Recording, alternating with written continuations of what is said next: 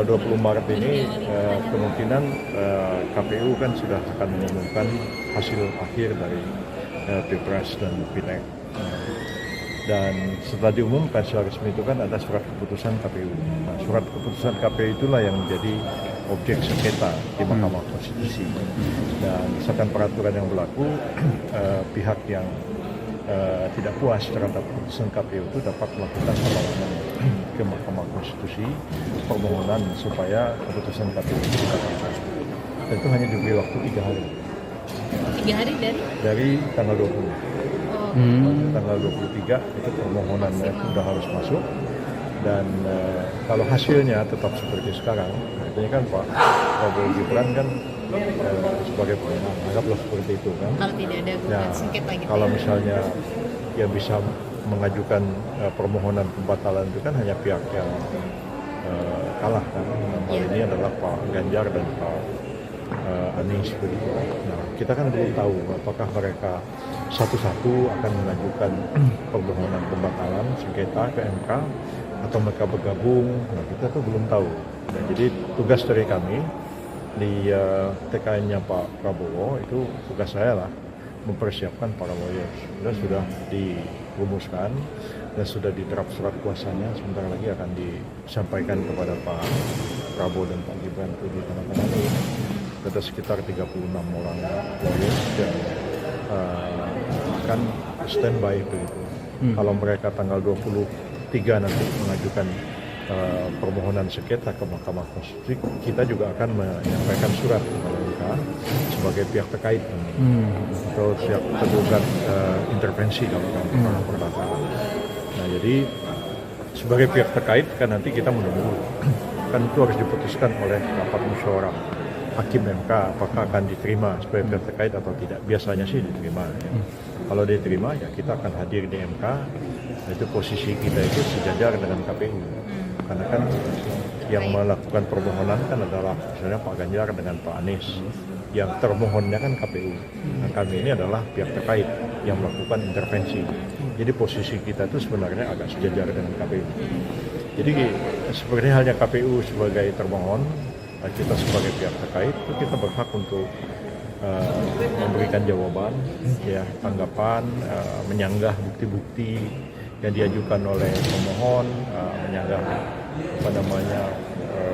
keterangan-keterangan saksi yang diberikan oleh saksi ahli yang mereka ajukan, dan kita juga bisa mengajukan bukti-bukti sebaliknya. Yeah.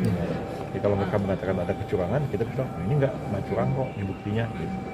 Jadi posisi kita itu sejajar dengan KPU. Prof, kalau yang 36 tadi kan sudah ada nama-namanya, itu siapa saja, apakah termasuk Pak Oto Hasibuan yang akan? Iya, jadi yang dipasukkan sebagai ini sih nanti diputuskan oleh Pak Prabowo sendiri ya. Jadi yang kita musyawarah juga dengan Pak Oto, dengan Pak Ojek Kaligis. Jadi yang dimasukkan sebagai ketua tim itu saya, karena memang bidangnya hukum tata negara kan, dan hukum administrasi negara.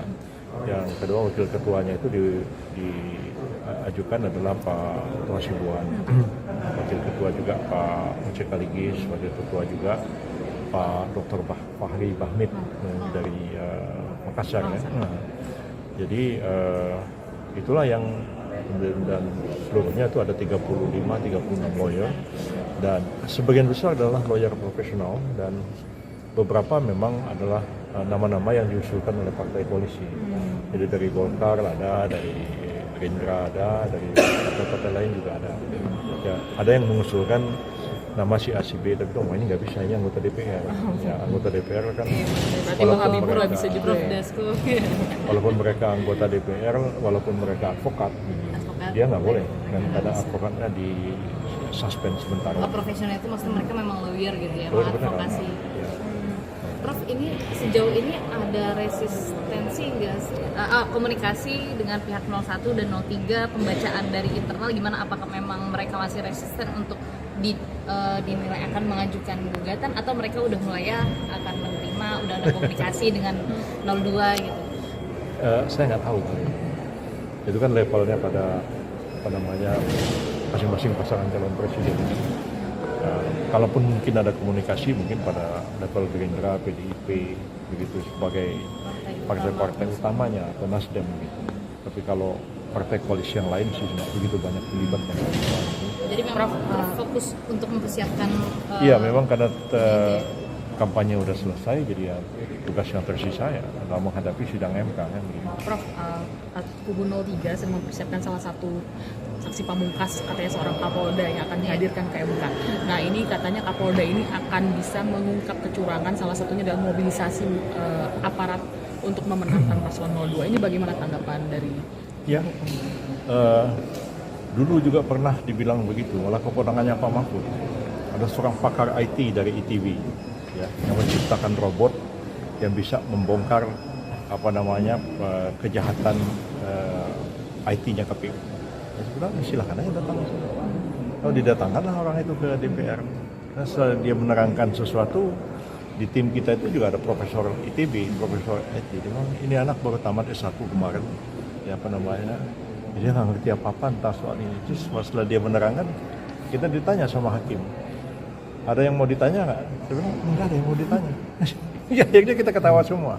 Juga sempat pada waktu itu Pak Said Didu dihadirkan sebagai ahli, sebagai saksi. Tapi dia punya pendapat sendiri-sendiri. Jadi saya bilang, hakim juga tanya sama saya, apa yang ada yang mau ditanya? Saya bilang, Pak Said Didu ini kan dihadirkan sebagai saksi, bukan sebagai ahli. Tapi dia sebagai saksi dia berpendapat sendiri, menurut pendapat saya begini, pendapat itu. Karena nggak relevan sebagai saksi. Akhirnya kita nggak nanya apapun. Jadi kalau sekiranya ini sidang benar-benar terjadi, ya kita nggak terlalu khawatir. Karena skup ruang lingkup Kapolda kan bisa dibuktikan. Ini kan wilayah Indonesia ini kan terdiri atas 39 provinsi kan. Harus menang itu kan setengah provinsi plus 1. Kapolda itu kan hanya di satu provinsi.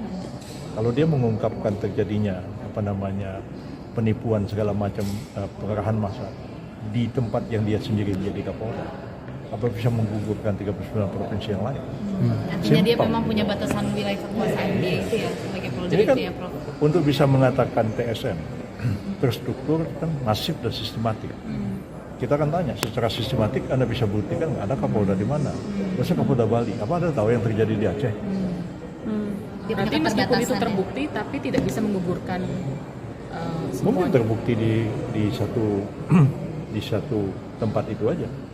Tapi pun untuk mengatakan bahwa itu terbukti di satu wilayah Kapolda, agak. Ya. Di beberapa TPS barangkali bisa, di beberapa desa, beberapa kelurahan.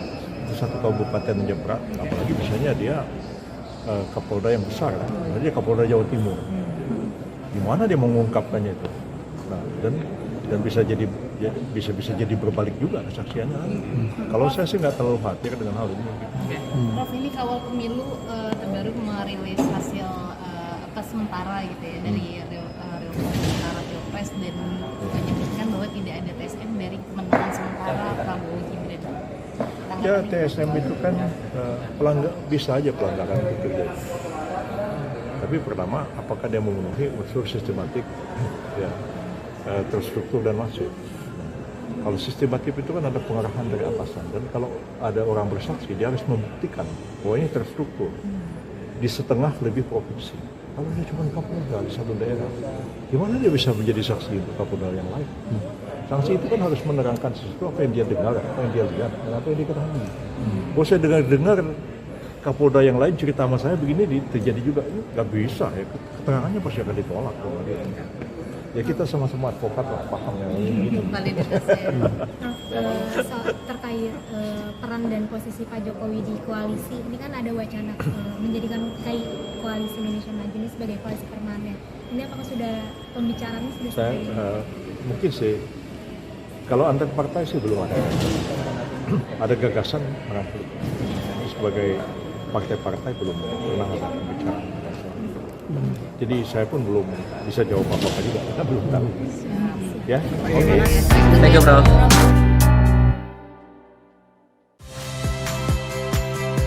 Saya Friska Clarissa. Saksikan program-program Kompas TV melalui siaran digital, pay TV, dan media streaming lainnya. Kompas TV, independen, terpercaya.